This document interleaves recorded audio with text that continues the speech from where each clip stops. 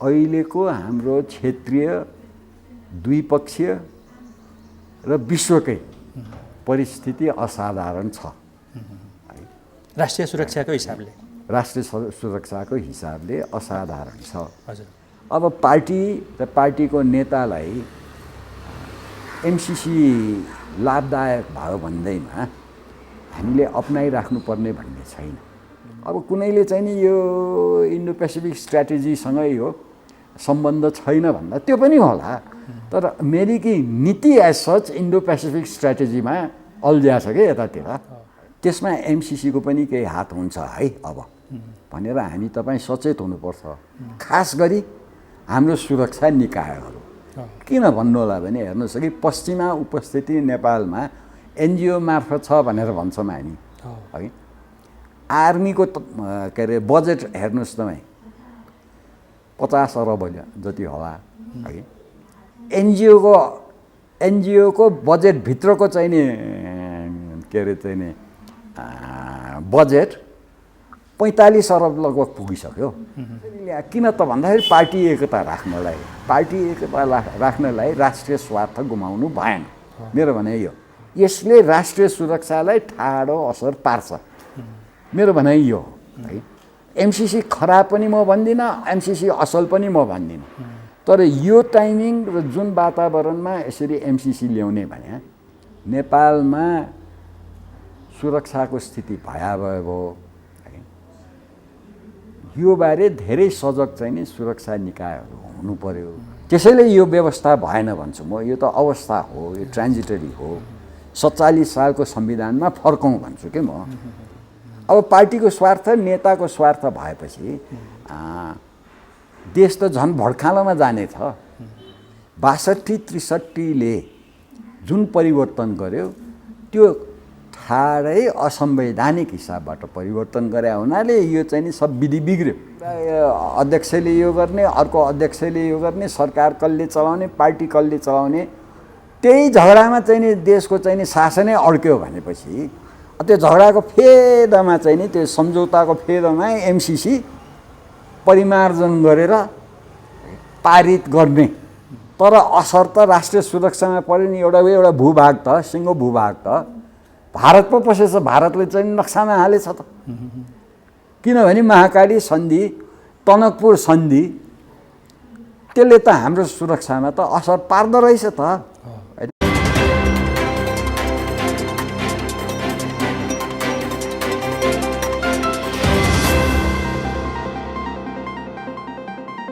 दर्शकवृन्द नमस्कार। अनलाइन हर्पल हेरेर बस्नुभएका सम्पूर्णलाई हार्दिक स्वागत तथा अभिवादन गर्न चाहन्छु। तपाईहरुले फ्रेममा देखिसक्नु भएको छ, हामीसँग शाही कालको अन्तिम सूचना राज्य मन्त्री श्री शमशेर राणा हुनुहुन्छ। यहाँलाई हार्दिक स्वागत छ। धन्यवाद। नमस्कार। आराम हुनुहुन्छ? सन्चै। के गर्दै हुनुहुन्छ आजकल? जे पहिला गरिरहेको थिएँ त्यही गरिरहेको छु। कहिले लेख्छु, कहिले पढ्छु, साथीभाइहरू भेट्छु, तपाईहरु आउँदा बोल्छु। अहिले चाहिँ दुईटा विषय अलिकति चर्चामा छ हैन? एउटा चाहिँ एमसिसी, अर्को चाहिँ कुलमान घिसिङको। कुलमान घिसिङको विषयमा त आन्दोलनै भइरहेछ। यो दुईटा विषयमा चाहिँ तपाईको विचार कस्तो छ? कुलमानजीको बारे चाहिँ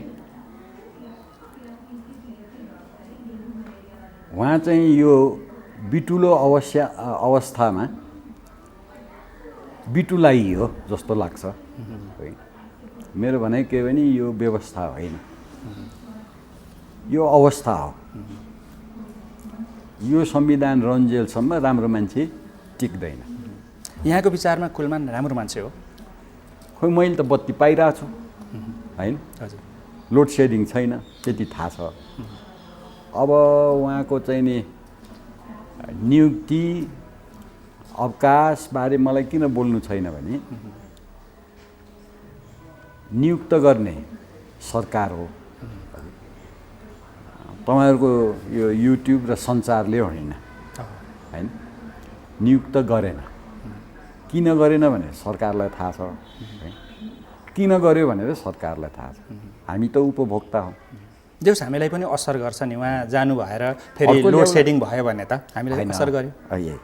लोड सेडिङ भयो भने है उहाँले कतै पुरस्कार पाउनुहुन्छ कि के थाहा होइन। हजुर। त्यसैले यो किन नियुक्त भयो, किन चाहिँ नि अवकाश भयो भन्ने यो अवस्थाले बिटुल्याउँछ मात्रै है भन्ने मेरो भनाइ। अर्को विषय छ, राष्ट्रिय विषय नै हो एमसिसी। यो विषयमा चाहिँ यहाँको धारणा कस्तो छ? जुन अहिले आएको छ एमसिसीको चर्चा है, त्यो चर्चा चाहिँ अलि समयानुकूल छैन जस्तो लाग्छ है। पहिलो कुरा त के त भन्दाखेरि एमसिसी अमेरिकन एड हो, अमेरिकाले यहाँ एड पनि दिइरहेको हो है। हामीलाई अमेरिका पनि सहानुभूति र सहयोग, अमेरिकी सहानुभूति र सहयोग आवश्यक छ है। तर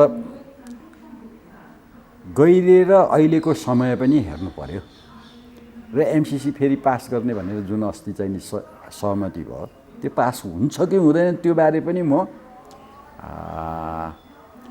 ढुक्कसँग किन भन्न सक्दिनँ भने त्यस्ता सहमति त पार्टीभित्र कति भए।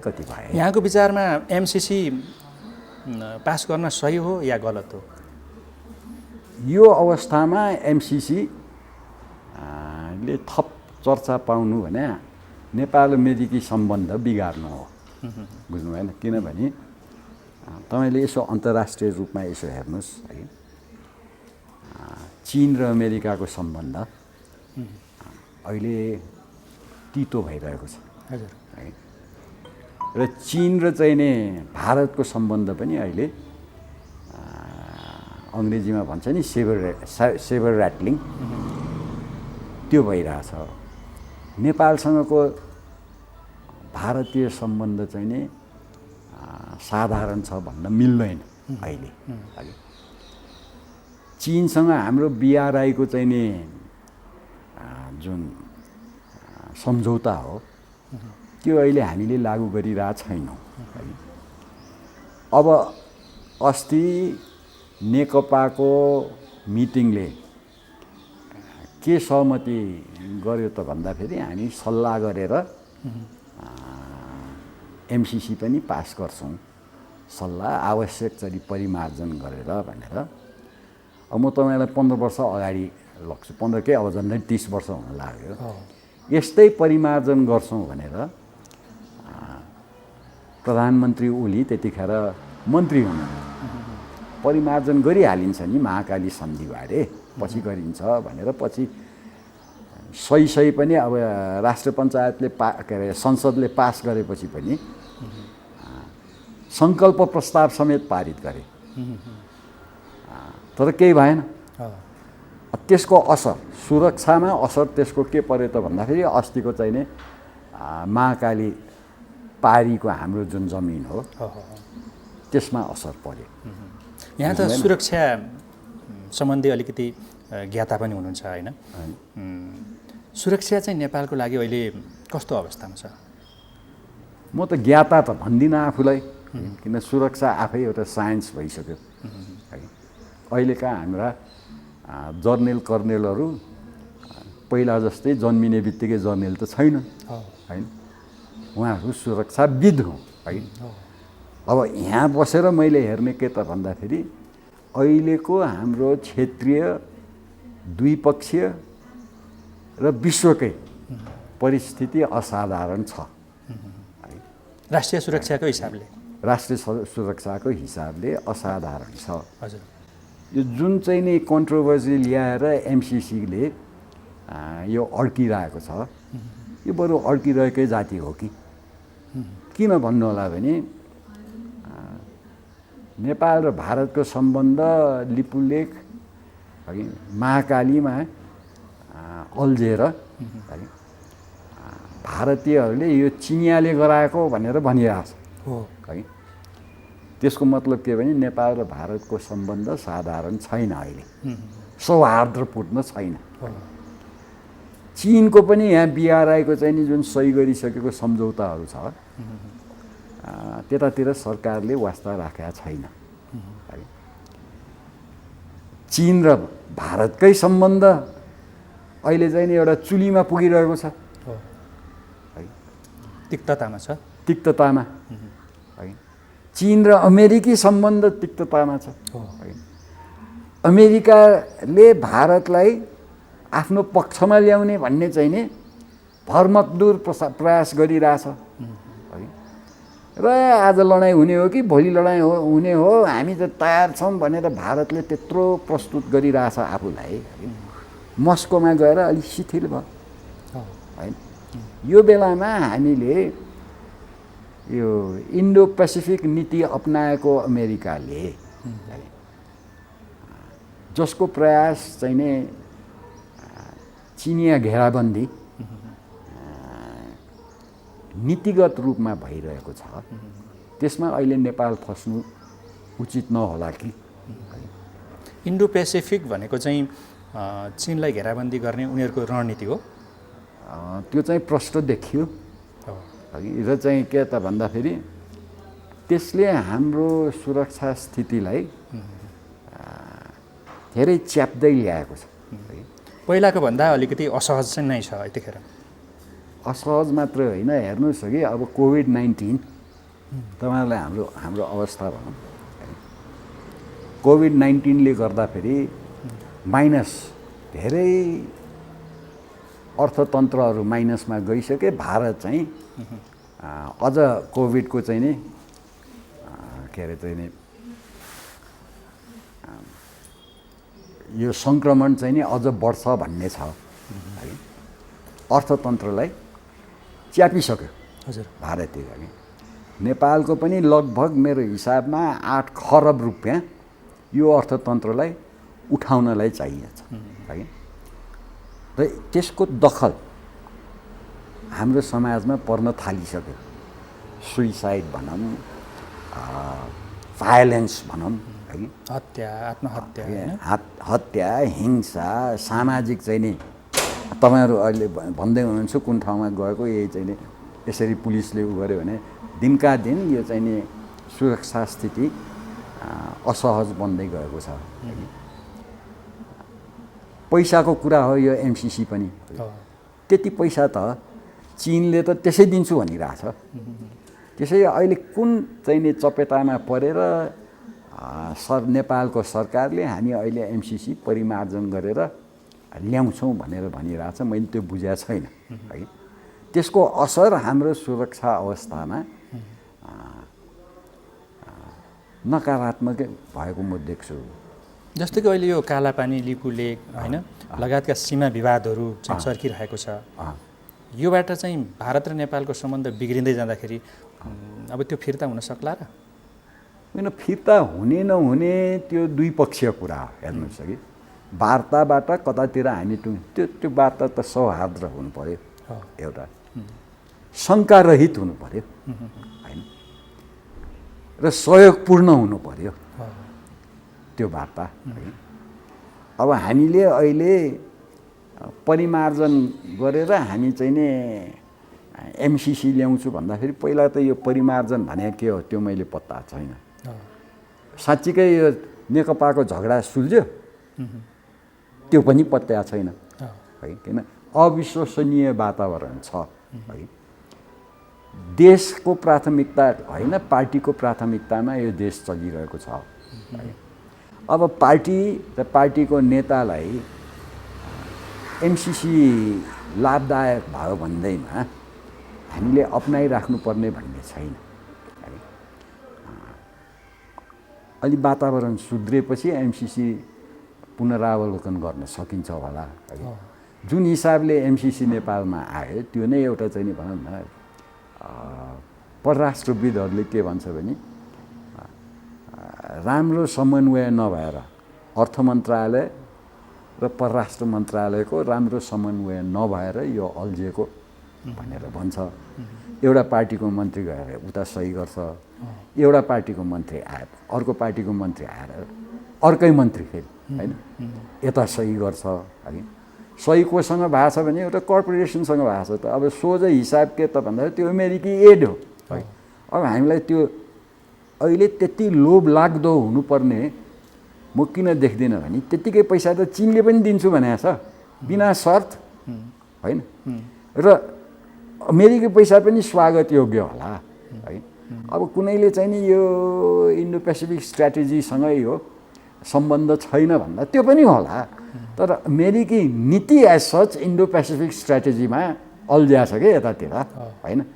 हामी यो अवस्थामा अहिले त्यो पुँजी हामीलाई त्यस्तो लोभलाग्दो हुन नपर्ने है, त्यो कुरा अझ पार्टीभित्रकै नेकपाभित्रकै चाहिँ नि सांसदहरूले शङ्का उठाएको बेलामा अब पार्टी फुट्न लाग्यो, पार्टी मिल्नु पर्यो, हाम्रो डिफ्रेन्सेस हामी टेपर डाउन गरौँ होइन, लगाउँ संसद भने त्यो पास भएपछि त पास भइहाल्यो नि।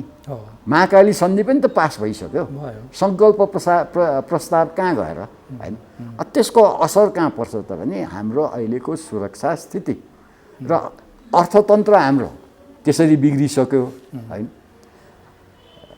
दिनका दिन यो सुरक्षा स्थिति भयावह भइरहेको छ, अर्थतन्त्रले पनि गर्दा हो नि, कोभिडले गर्दा पनि त हो नि।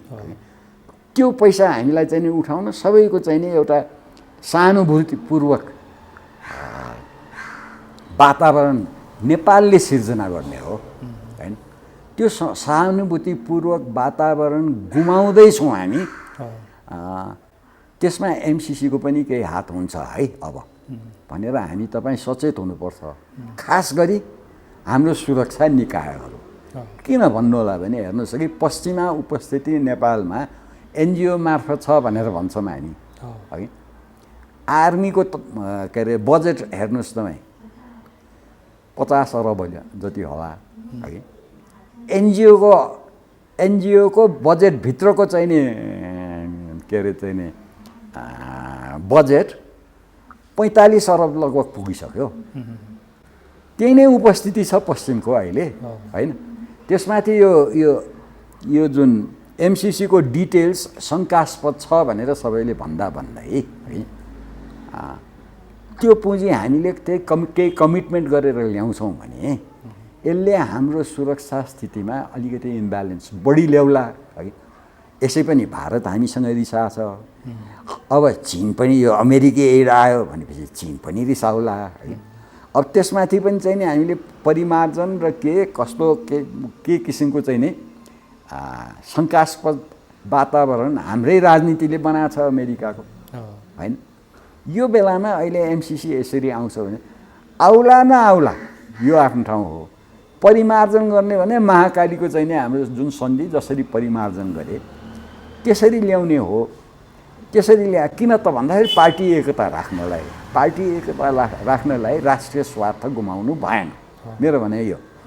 र जुन अवस्था अहिले छ यो क्षेत्रमा है, हाम्रो द्विपक्षीय सम्बन्धहरू दुवै छिमेकी र अझ यो पश्चिमाहरूको त्यो भरपर्दो छैन के। जस्तै हामीलाई यहाँले भन्न खोज्नु भएको कुरा चाहिँ हामीलाई भारत र चीनको अलिकति भरपर्दो हुन्छ सम्बन्ध, अमेरिका अलि टाढा भयो, पश्चिममा भए उनीहरूसँगको सम्बन्ध त्यति हाम्रो लागि स्वास्थ्यकर छैन भन्नुभएको हो। हेर्नुहोस् यो इन्डिया चाइना भनेर 7 सालदेखि प्रशस्त बोल्दै आएको थियो कि यो पार्टीहरूलाई। यो इन्डिया चाइनाको राजनीति धेरै चाहिँ नि सुहाउँदो हुन्छ है। राजा महेन्द्रले लिएपछि बेलायत गएर नेपालीमा भाषण दिएर हेर्नुहोस् हाम्रो त पहिलो सम्बन्ध त बेलायतसँग भएको हो, परराष्ट्र नीति हामीले विकास गरे त भनेर भन्नु परेको थियो कि हाम्रो पश्चिमसँगको सम्बन्ध हामीलाई त्यति नै चाहिँ नि गहिरो छ हामीसँग है। यो बिगार्ने पक्ष भयो, यो चाहिँ बनाउने पक्ष भएन।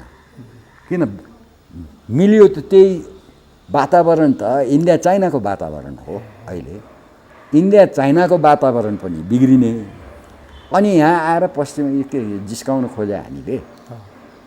र यसले अहिले सुरक्षा स्थिति विश्वको सुरक्षा स्थिति धेरै भयावह अवस्थामा हुँदाखेरि एमसिसी बारे हामी नै शङ्का उठाउने, हामी नै हेर्नुहोस् है, दुइटै सरकारले चाहिँ नि सही पनि चाहिँ नि जनतालाई नभनिकन गर्ने। के सही गर्ने त भन्दाखेरि संसदले पारित गर्ने भनेर सही गर्ने। कस्तो एड आयो कि हामीले संसदले पारित गर्नुपर्ने होइन?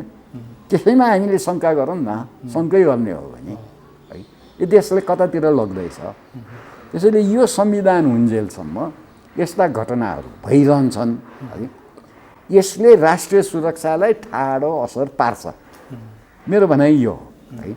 एमसिसी खराब पनि म भन्दिनँ, एमसिसी असल पनि म भन्दिनँ, तर यो टाइमिङ र जुन वातावरणमा यसरी एमसिसी ल्याउने भने महाकाली सन्धि सङ्कल्प प्रस्ताव गरे तापनि चाहिँ नि महाकाली सन्धि अहिले नेपाल भारत सम्बन्धमा ठुलो चाहिँ नि एउटा चाहिँ नि न्यू भयो बिग्रिनलाई है। किन भन्दाखेरि नेपालले नै सही बेलामा सही रूपमा हामीले चाहिँ नि आफ्नो अडान नलिया बापत, बुझ्नु भएन?